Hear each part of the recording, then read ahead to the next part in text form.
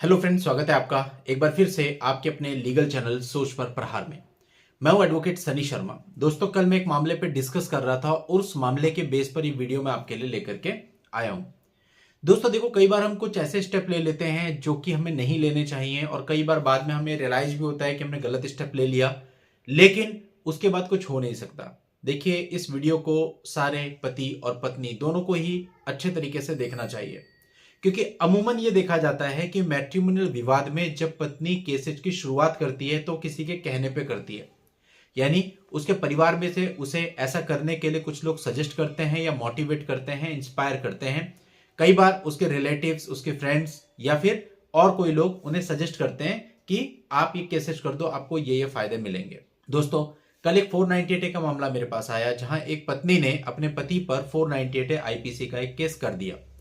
उसका कंटेंट, जो पति का कहना था, उसका कंटेंट पूरे तरीके से झूठा था, उसमें कुछ भी सच्चाई नहीं थी और उसने जो एक एक लाइन लिखवाई थी, उस एक एक लाइन का एविडेंस पति के पास अवेलेबल था।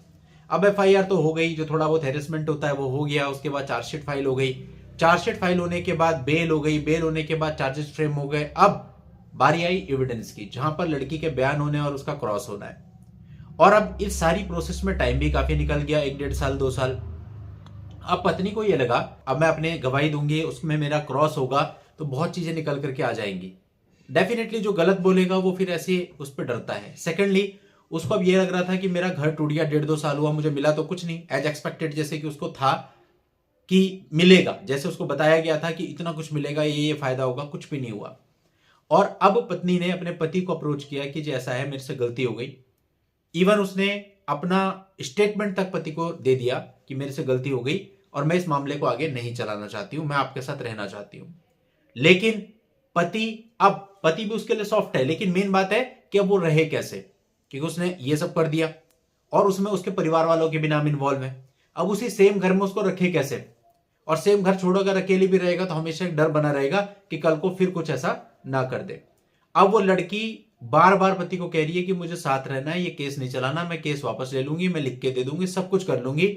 लेकिन पति के मन का डर किसी भी तरह से खत्म नहीं हो रहा। और दूसरी चीज, जो उसकी बदनामी हुई है सोसाइटी में, और सिर्फ इस फैक्टर की वजह से वो इस चीज को करने को भी रेडी नहीं है। अभी उसका कहना है सर ठीक है, मुकदमा वापस होता है, हो जा, नहीं होता ना हो, लेकिन साथ में नहीं रहना है।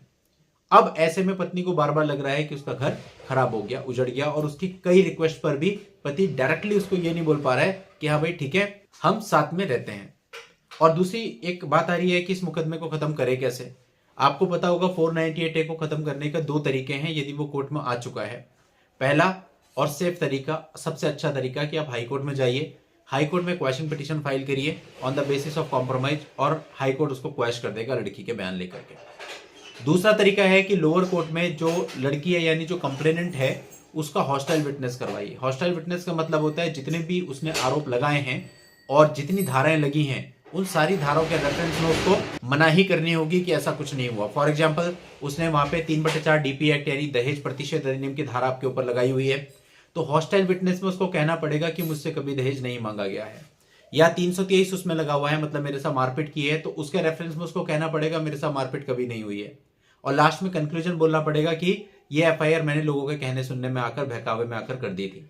लेकिन जितने भी एलिगेशंस हैं, जितनी धाराएं हैं, उन सबके रेफरेंस में उसको डिनाई करना पड़ेगा। इसे कहते हैं हॉस्टाइल विटनेस।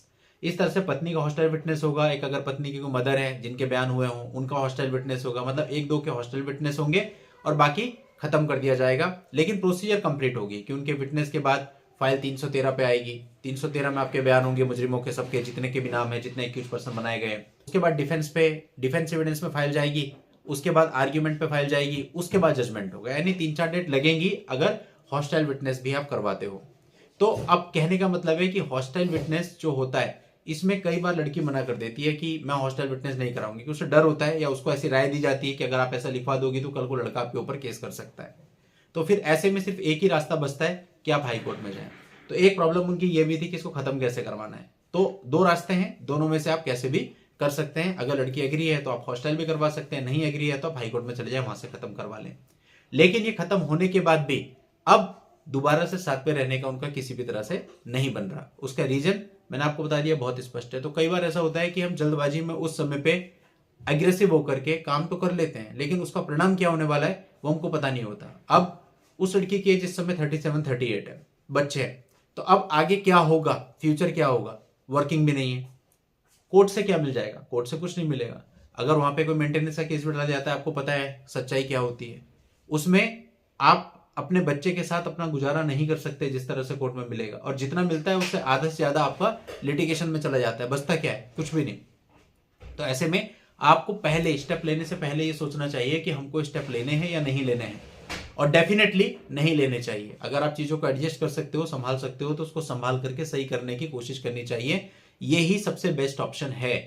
डिफरेंसेज होते हैं, लड़ाई झगड़े भी होते हैं, प्रॉब्लम्स भी होती है, सब जगह होती है, लेकिन ठंडे दिमाग से और मेच्योरिटी के साथ उसे बैठ के सॉल्व करेंगे तो सॉल्व हो जाएगा। उसको पुलिस थाने में या कोर्ट में लेकर के जाएंगे तो केवल अपनी लाइफ खराब हो जाएगी और सॉल्यूशन फिर भी नहीं मिलने वाला है, और स्थिति ऐसी बन जाएगी जैसे कि इस केस में बनी।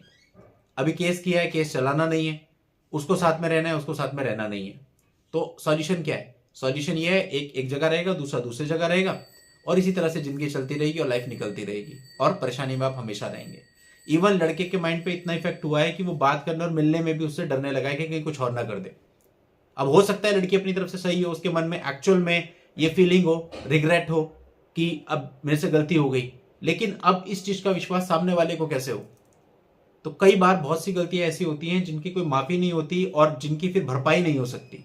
तो इस चीज को पहले ही सोचना है, उसके बाद आपको स्टेप लेना है। चलिए दोस्तों, आज की इस वीडियो में इतना ही। नेक्स्ट वीडियो में नई जानकारी के साथ मैं आपसे फिर मिलता हूं। तब तक के लिए good bye and thank you for watching.